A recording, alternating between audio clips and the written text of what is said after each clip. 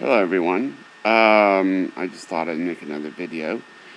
I think I'm gonna go ahead and give a video where today I was telemarketing, and because I'm a telemarketer, and I'm gonna give everyone some tips on how to get rid of a telemarketer. Okay. Uh, First of all, I'm gonna talk about the do not call list. To be honest, I've had so many times where I've called people and they said that that they were on the do not call list and that I was breaking the law by calling them, and that I was in trouble, you know. And and nothing's happened to me. Nothing's ever happened. I'm not saying that there's nothing they couldn't do, because I'm not a lawyer. Okay, I'm not giving legal advice. But what I'm saying is that in all the times that that's ever happened to me, nothing has ever come of it. Nobody's ever, shown up at my door. Nobody's ever put me in jail. And to me, I think the whole thing about the do not call list is probably a bad way to go about it. I will tell you this. When you buy something, anything, for that matter, it's a verbal contract. So, here's what I suggest you do. If English is your second language, speak your first one. In other words, if you were born in, say, France, and you came to the United States, and English is your second language, speak French. If you were Germany and you came to the United States and you learned English, speak German. Because, to be honest, we have no idea of what to do in that situation at all. I mean, we sit there. I mean, we have to. We cannot sell anything to you. I mean, it's the only thing we can say is, do you speak English? No. Okay, then hang up. That's really the only thing that we can do. And but I think the third thing I would tell you to do is, and this is something that a lot of people think about telemarketers that are true. It's not true. Okay, this has to do with something called chain of command. Now, what that is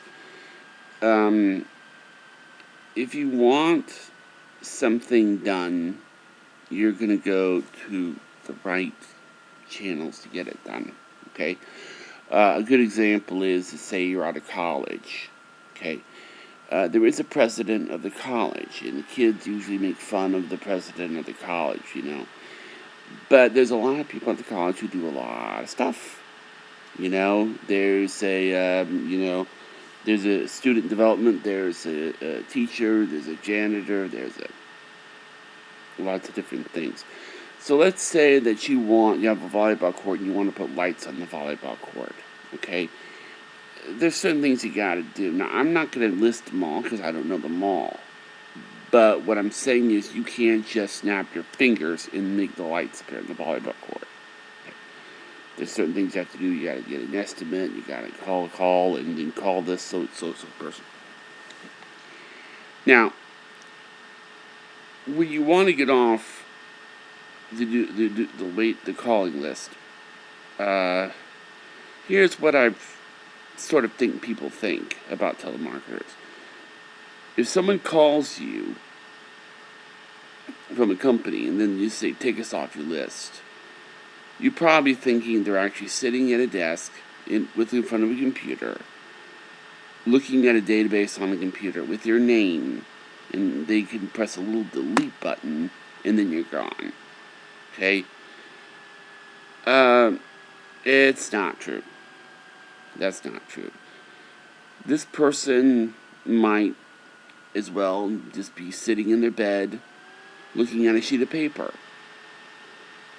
Okay? I mean, they may not have access to a database. What you're really doing most of the time is telling someone to tell someone else to take them off the data list, the calling list. I mean, and I think that to me is sort of, they're giving you the one extra step to keep you on. Now, the reason I say that is, I personally don't think the telemarketer is the person you should be yelling at. And I think it's because of a lot of ways, it's kind of like you're yelling at, it's kind of like yelling at the dentist for the price of toothpaste. You understand? I mean, it's not something he or she has any control over. Telemarketers, don't have any control over what numbers they call. Or, so when they say, so you really shouldn't be asking a telemarketer, where'd you get my number? Because when you really think about it, they're not the ones who got the number in the first place. They just called it. And you cannot, I have zero control over who I call. I can't call, my friends, and, I can't do that. So, yelling at a telemarketer and saying, how'd you get my number? That to me is really not the way to go. Okay, because if I were you, I would find the company itself and then call the company, not the telemarketer. Now, I'm going to address the Seinfeld thing. And the Seinfeld thing is, give me your home phone number and I'm going to call you back. Again, that falls into the same category of complaining to the wrong person. It's not... This is the way it is if you're a telemarketer. You're given a list of numbers to call, you call them. Okay? Now, I think a lot of people think that telemarketers pick up phone books.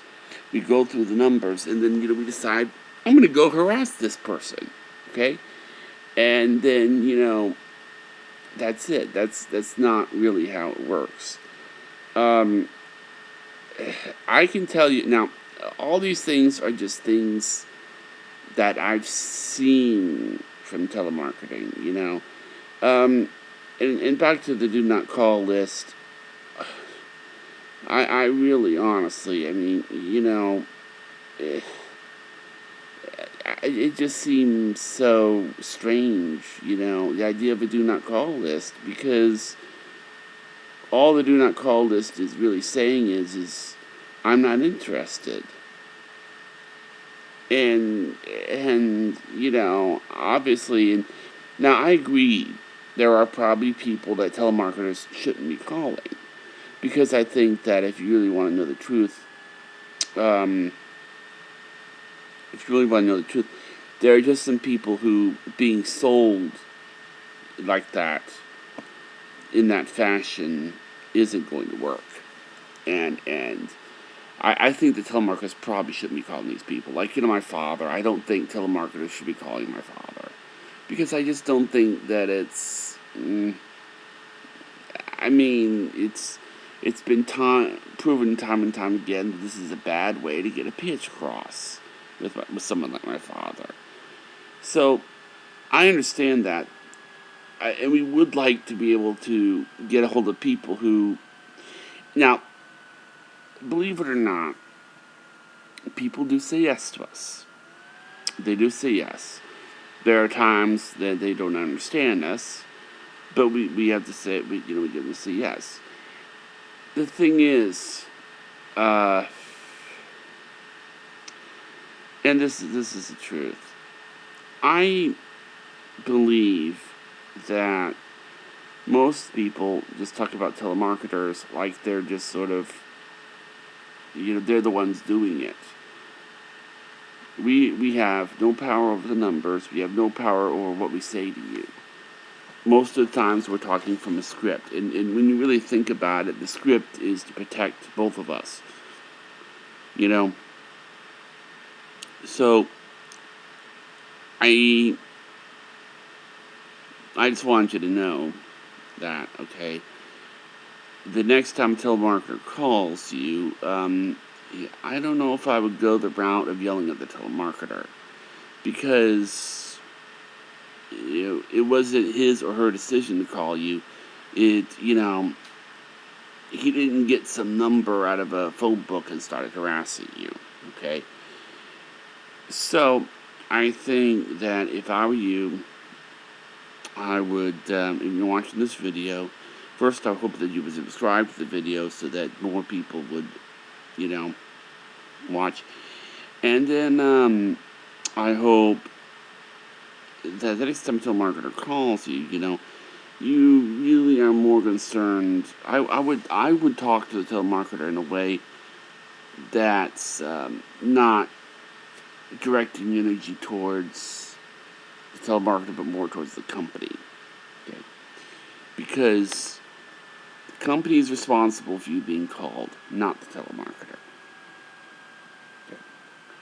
So don't yell at a telemarketer. Don't say, "Oh, I'm going to call you at home." Okay. Don't say that, because you're yelling at something. It's someone that is not responsible for this phone call happening. Okay. So, I hope you'll subscribe to my channels, and I plan to make more videos soon. Thank you.